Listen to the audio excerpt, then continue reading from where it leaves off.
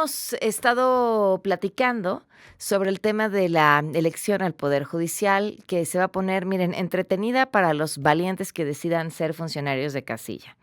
Entretenida para ver cuántos juntan. Se estiman que entre 10 a 15 millones máximo de personas que vayan a votar, que son en realidad pues las bases de personas que Morena pueda llevar a que voten para que voten por sus candidatos. Está la otra parte de qué tan calificadas van a estar esas personas que se están postulando para distintos puestos en el Poder Judicial, dado que los requisitos, pues la verdad eran, digamos que, irrisorios. Y esto, que es cierto, no habíamos comentado, no habíamos pensado, en un entorno como el que estamos viviendo. Sí se comentó que qué pasaría si el crimen organizado llegaba a financiar las campañas de los jueces. Y me parece ingenuo pensar que porque el INO les va a dar 250,000 pesos, entonces ya no va a entrar el dinero del narco, por favor. Bueno, financiar, acarrear votantes, pero en esta óptica que hace México Evalúa, que me parece primordial y no se había tocado, es la violencia en medio de la cual se va a llevar a cabo esta elección. Armando Vargas, coordinador del Programa de Seguridad de México Evalúa, ¿cómo estás? Hola Pamela, muy bien, muchas gracias. Cuéntame un poco sobre esto, porque me decías fuera del aire, claro, esto se pensó y se dijo en la pasada elección y fue la elección más violenta de la historia. ¿Qué esperan ahora?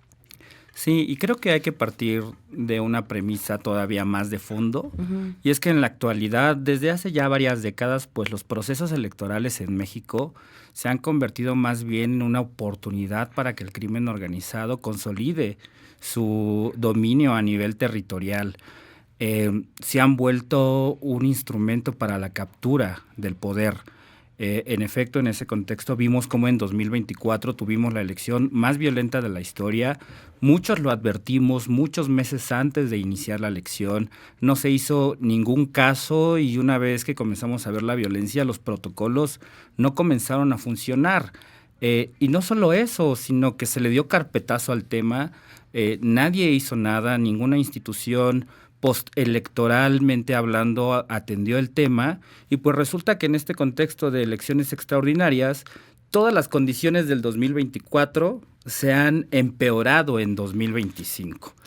Hay mayor disputa entre grupos criminales, hay instituciones más endebles a nivel local, sobre todo en términos de seguridad, la explotación de las economías locales se ha recrudecido. Por supuesto que el crimen organizado, nos parece, va a aprovechar las elecciones para capturar al último dique de contención, que es el Poder Judicial, sobre todo a nivel local, ¿no? Ahora, en la pasada elección, siempre el eslabón más débil terminan siendo candidatos y candidatas a presidencias municipales. ¿Qué creen que suceda aquí?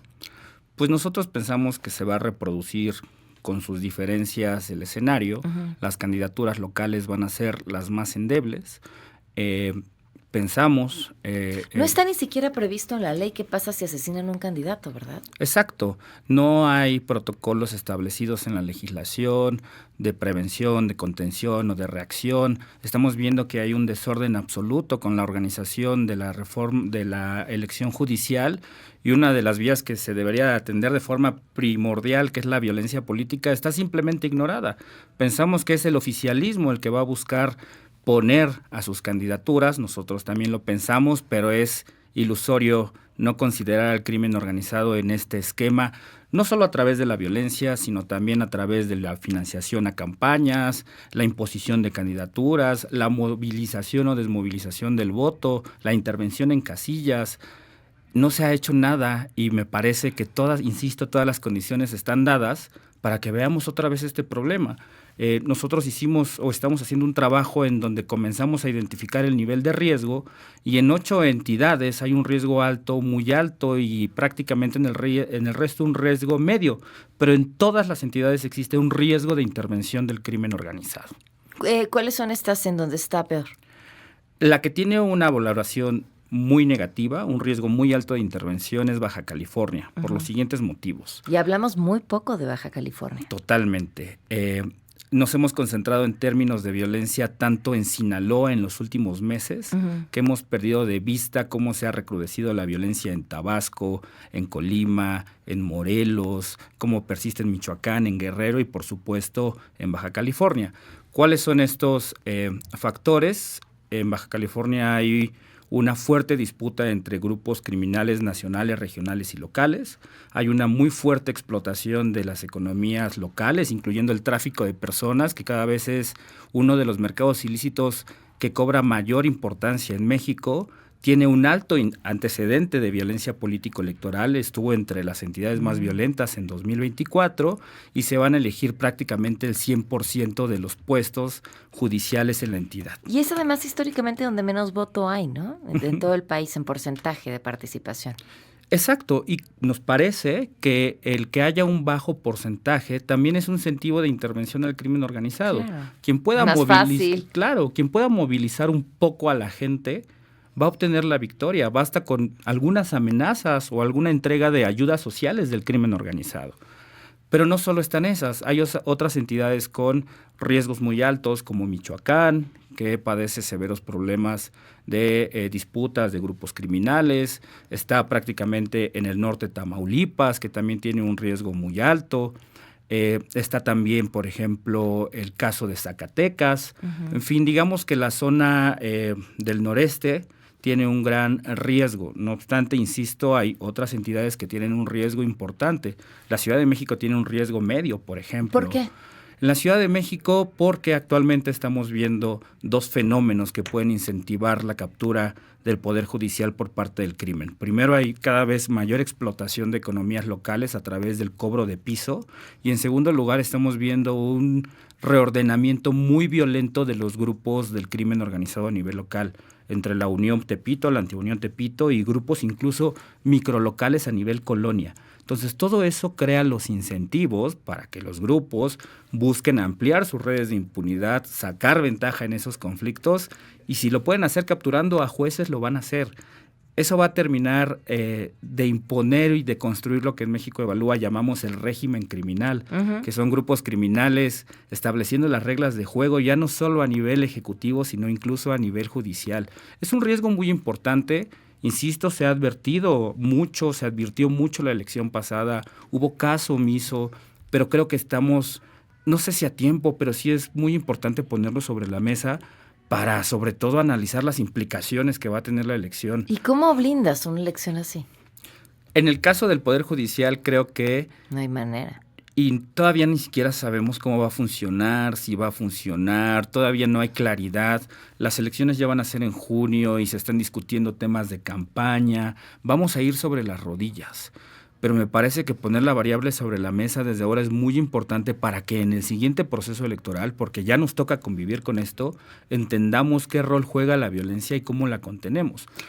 Va a ser muy interesante porque en la elección fueron los mismos candidatos quienes pidieron al gobierno federal tuvieran apoyo, ¿te acuerdas? Y les mandaban a la Guardia Nacional para acompañar a candidatos que estaban recibiendo amenazas, y ese fue más o menos medio el protocolo que se hizo. Pero pues aquí si no lo piden los candidatos y las candidatas no va a pasar nada. Y a pesar de que lo pidieron los candidatos, fue absolutamente fallido. Aquellos candidatos que lograron sobrevivir a atentados es porque tenían autos blindados de sus propios recursos.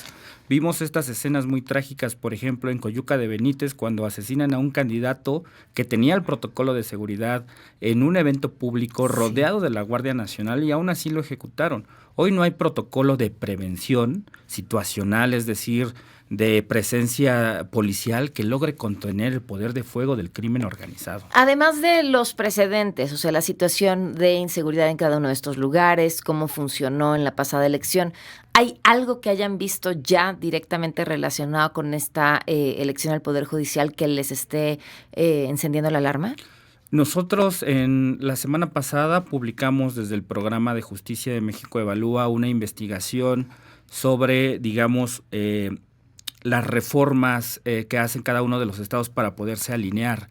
Y hay, por ejemplo, retrasos importantes. Si no hay la capacidad, digamos, institucional de armonizar en tiempo y en forma lo que le toca a cada estado para que esta elección más o menos camine, pues es mucho más preocupante una dimensión que ni siquiera se ha considerado, pero que ahí está y que se va a recrudecer.